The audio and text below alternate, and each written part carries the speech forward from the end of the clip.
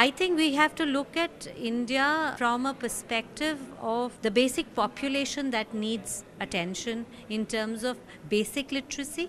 And suddenly the whole world asks a question that when there are so many illiterates in the country, how are you pressing the point of introducing digital learning?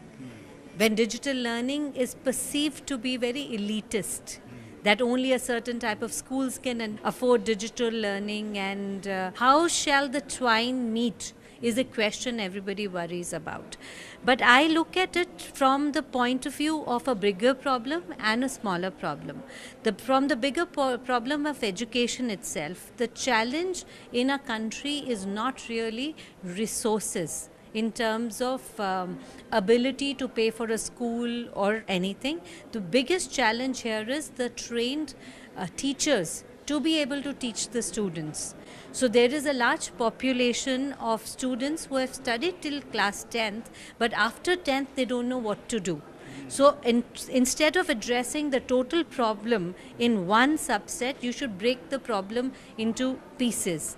First of all, address the students who have finished their, say, even class 8th, and see that if we can provide them good means of getting quality education so that they can compete with rest of the population which might have better resources when they finish their 12th, and they can get into an open competitive field. So what EXTRAMARKS decided to do was that create software content which could be understood by every child, and this content is layered in its nature.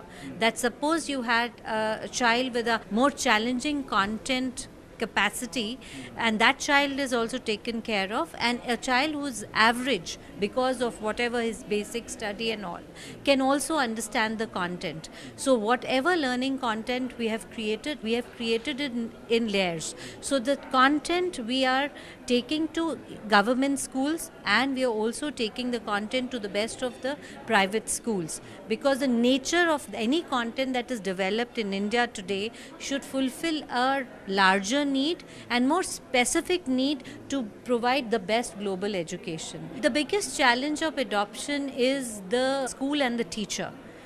Wherever you, even if you see in the B and C towns in India, children are pretty tuned into technology. They live in a digital world of their own.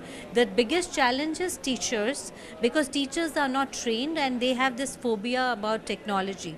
But my experience says that if you handhold teachers for a short while also, they all want to learn, but there's nobody who can stop and teach them how to use the system. So EXTRAMARKS in their program of creating digital content pays a lot of attention to adoption in the schools. So when we run a Smart Learn classes in the schools, we take almost a month's time to familiarize, acclimatize and train the teachers in using the software in the classroom, and then they're on their own, and on demand we come back to them if they're stuck.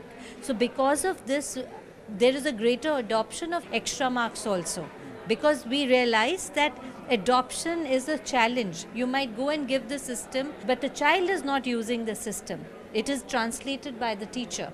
So she is the one who should understand it, how to use it. My message is that allocation for anything can be, less.